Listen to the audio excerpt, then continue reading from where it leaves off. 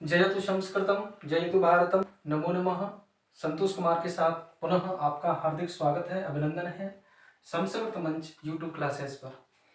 प्रिय विद्यार्थियों, पूर्व की क्लास में मैंने आपको बताया था कि माहेश्वर सूत्र क्या होते हैं, क्या उनका प्रयोजन है, कैसे उनका संस्कृत व्याकरण में प्रयोग किया जाता है, प्रत्याहार निर्माण कैसे किए जाते हैं, और उसी क्रम में मैंने आपको वचन, पुरुष और धातु रूपों के संदर्भ में थोड़ी सी चर्चा की थी।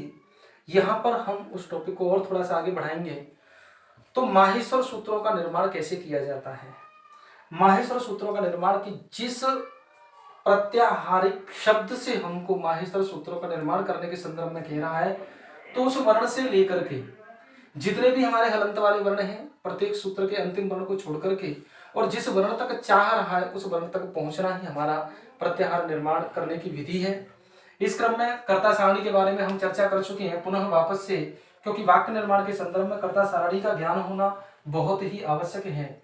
यहाँ पर कर्ता सारणी के बारे में यदि हम चर्चा करें तो मैंने आपको बताया था कि त्वम, युवाम, यूयम, अहम, आवाम, वयम, इन 6 कर्ताओं को छोड़ने के बाद बाकी के जितने भी हमारे कर्ता होते हैं वे सब के सब हमारे प्रथम पुरुष के अंदर समाहित होते हैं।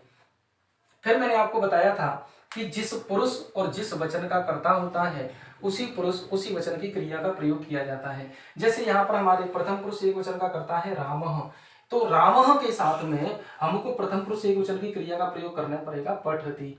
ऐसे ही यदि मध्यम पुरुष के एक वचन का कर्ता है तो क्रिया भी मध्यम पुरुष के एक वचन का प्रयोग किया जाएगा। यदि हमारा कर्ता उत्तम पुरुष के एक वचन का है तो क्रिया भी उत्तम पुरुष के एक वचन की।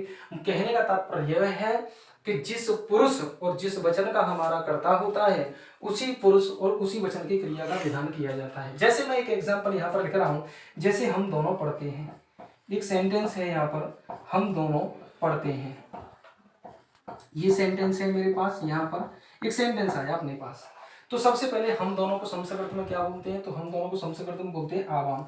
तो मैं आवाम को लिख लूंगा।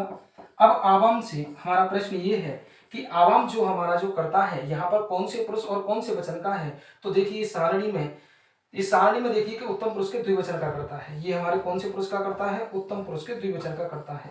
तो उत्तम पुरुष के द्विवचन की क्रिया को मैं यहाँ से उठा लूंगा। तो देखिए सबसे पहले उत्तम पुरुष में जाता हूँ, उसके द्विवचन में क्रिया है पठावह। तो हमारा सेंटेंस बन गया आवाम पठावह, ऐसा हमारा ये सेंटेंस बन गया। इसी क्रम में अगर मैं लिखूं कि मैं हंसता हूं या मैं पढ़ता हूं, एक मैंने सेंटेंस लिया यहाँ पर कि मैं पढ़ता हूं, तो सबसे पहले मैं इस क्रिया में देखूंगा। मैं को हम बोलते हैं अहम, अहम ऐसा मैंने लिख दिया। अब अहम कौन से पुरुष का कौन सा वचन है, तो यहाँ पर देखिए उत्तम पुरुष का एक वचन है अहम, तो मैं क्रिया भी उत्तम पुरुष के एक वचन की ले लूंगा, तो क्रिया बनेगी पठामी। तो प्यारे विद्यार्थियों, इस प्रकार से हम वाक्यों का निर्माण कर सकते हैं। इसी प्रकार से मैं दौड़ता हूं तो अहम धावामी, तो हमें एक तरीके से तो ये कर्ता सारणी हमें पूरी कंठस्थ होनी चाहिए, और कौन सा कर्ता हमारे किस पुरुष का है किस वचन का है इसका भी हमको बहुत अच्छी तरीके से ज्ञान होना चाहिए। तो रामः रामौ रामा, या सीता सीते सीता, या बालकः बालकौ बालकाः, या बालिका बालिके बालिकाः, या उमा उमे उमाः, या ऋचा ऋचि ऋचा आदि आदि स्त्रीलिंग पुल्लिंग किसी भी कोई भी शब्द हो यदि इन 6 के बाद आता है तो वो प्रथम पुरुष में चला जाएगा। संख्या के आधार पर उसके वचन का निर्धारण कर लिया जाएगा। त्वम, युवाम, यूयम, अहम, आवाम, वयम। त्वम, युवाम, यूयम ये हमारे मध्यम पुरुष के कर्ता है, अहम, आवाम, वयम ये हमारे उत्तम पुरुष के कर्ता है।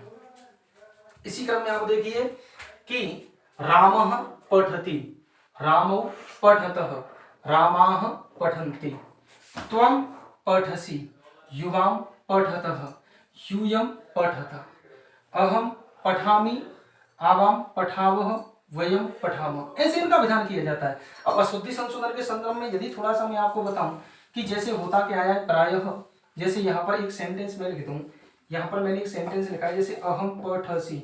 अब प्रश्न ये आया कि पठसी इसके स्थान पर क्या होना चाहिए। तो देखो बच्चों ये बहुत ही सिंपल प्रोसेस है, वस्तुतः हम इसको बहुत कठिन मान लेते हैं। तो सबसे पहले अहम की स्थिति को देखेंगे, कर्ता की स्थिति को देखेंगे।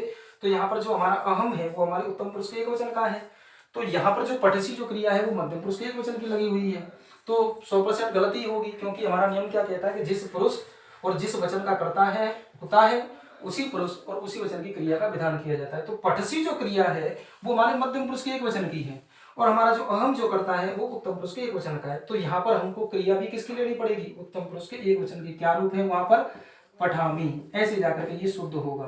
तो अशुद्धि संशोधन के हमारे जितने भी वाक्य आते हैं उनका क्रिया से संबंधित और कर्ता से संबंधित ऐसे हम सुधार कर सकते हैं।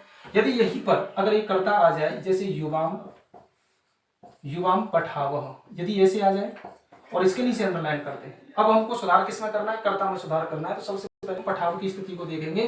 तो बच्चों पठाव यहाँ पर उत्तम पुरुष के द्विवचन की क्रिया है। जब हमारी क्रिया उत्तम पुरुष के द्विवचन की है तो कर्ता भी हमको उत्तम पुरुष के द्विवचन का लाना पड़ेगा। तो कर्ता उत्तम पुरुष के द्विवचन का क्या है, आवाम। तो सीधा सीधा हमारा हो जाएगा आवाम पठावह, ऐसा करके हमारा सेंटेंस शुद्ध हो जाएगा। तो रामः पठति, रामौ पठतः, रामाः पठन्ति। त्वं पठसि, युवां पठतः, यूयं पठतः, अहं पठामि, आवां पठावः, वयं पठामः। ये हमारे लट लकार के रूप हैं। लकारों के बारे में हम चर्चा करेंगे आगे की क्लास में। इसी प्रकार से आप थोड़ा सा अभ्यास कीजिए। अगर अभ्यास में कहीं भी आपको अगर कोई दिक्कत आ रही है, कोई समस्या आ रही है, तो आप कमेंट बॉक्स में मुझे आप बता दें, जिससे मैं उसका समाधान वहां पर कर सकूं। ऐसे ही छोटी छोटी वीडियो के लिए आप मेरे YouTube चैनल को सब्सक्राइब करें और लाइक करें और शेयर करें, जिससे ज्यादा से ज्यादा छात्र इससे लाभान्वित हों। तब तक के लिए जयतु संस्कृतम, जयतु भारतम, जय मां भारती। मैं संतोष कुमार।